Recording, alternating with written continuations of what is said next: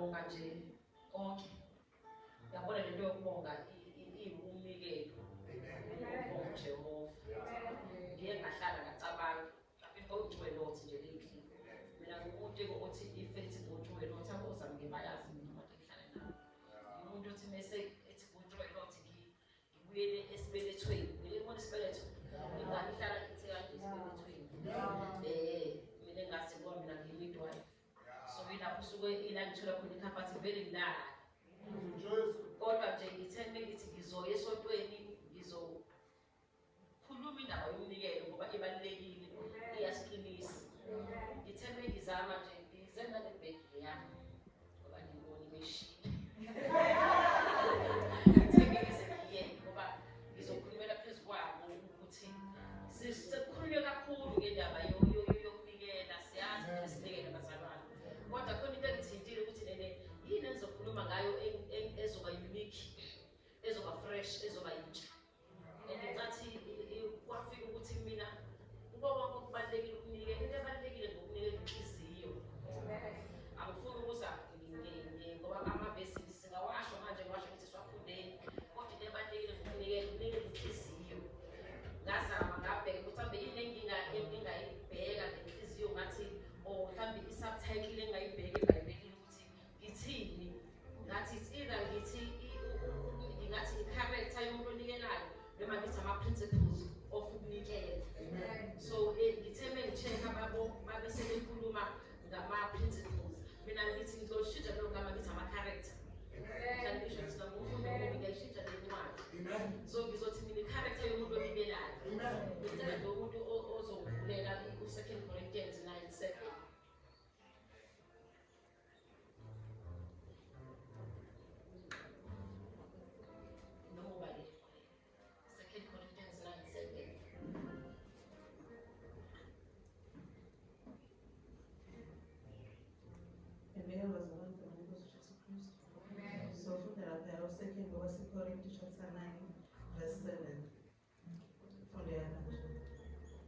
Yilowo nalowo anikele njengalokho azikhethele khona enhlizweni.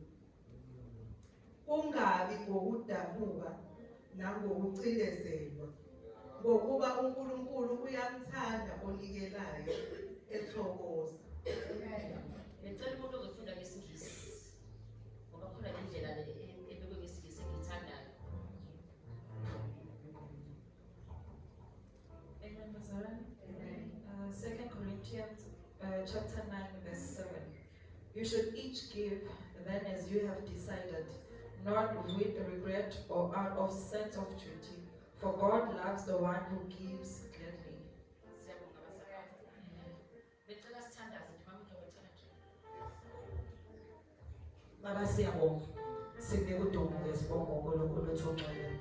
Sibonga izwi lomnikelo uNkulunkulu othongcwele. Ngoba le nkonzo yaqalwa kuwe emaphakadeni uNkulunkulu wathi wanikela ngendodana yakho ezelwe iyodwa uNkulunkulu othongcwele. Ukuba nathi masifuze sifane nawe uNkulunkulu othongcwele. We give you all the praise namanje sisazozwa izwi lakho in Jesus mighty name. Amen. Siyabonga mama. Inkonzo yakudala yakupha. Ayona inkonzo yamanje. Ukupha kuningi indlela zokupha siyazazi sisontweni. Lapho uma ngizela le bheki ngayiphiwa ukholi kwami emsebenzini. Special umini. Iphatha noma ingabishi. Iphatha noma kuphi. Ngoba it was from a cheerful heart. Ngathi mengiqhamuka nje wangipha ibheki emsebenzini. Anganga ngibede yami.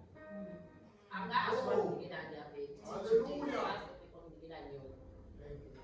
What I love ngayo ngoba it was from a cheerful heart. Yayingafosiwe. Angizange ngimnikeze ilist yokuthi ngifunani.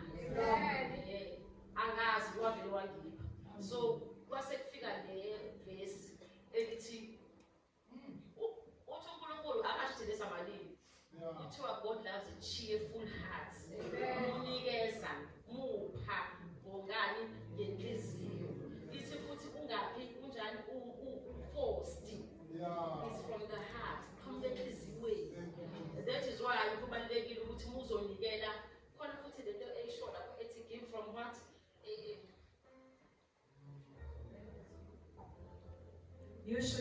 give then as you have decided, not with regret or out of sense of duty, for God loves the one who gives gladly. Yes, kunoshudi lapho sibise simnandi ngasifana nezulu. Sithi you should. Hayi ukuthi you can. Sithi you should. Ushould uchaza ukuthi kumele ukwenze. So unikela kuyinto edimandwayo ngoba akushiwo ukuthi lena you can. You can uzakufana nokho can what I mean. Kuthiwa you should. Sinikele. Kuyinkonzo ngoba ngisho ukuthi uthi umama kuyinkonzo. Endala. So kumele sikwenze with a cheerful heart. Lokho na. The reason why I emphasize lokho na ngoba angifuni ukuthi umuntu othusela ungamunikeli. Kodwa awuqhamuke isizwe. Ukuze leyingane ezincane eno5 rand no2 rand ingawushiyi ngoba ithi icathi kunikela u100 rand. Kumele ngishiye ngane sithi sekusencane ukunikela inkonzo yokunikela. Ngoba sinikelela ukubonga kuJesu. Sinikelela ukupha sibe with a giving heart. So nje abengafuni ukushobayela ngokunika. Bengifuna ukuthi khuluma ngalo 2 Corinthians 9:7 with a cheerful heart. Hayi ngoba sifosile. Ukunikela kungeyindlela eningi. Uzonikela namhlanje kusasa kuthiwe kuyahanjwa kushoniwe unikele konke sikwenzayo sikwenze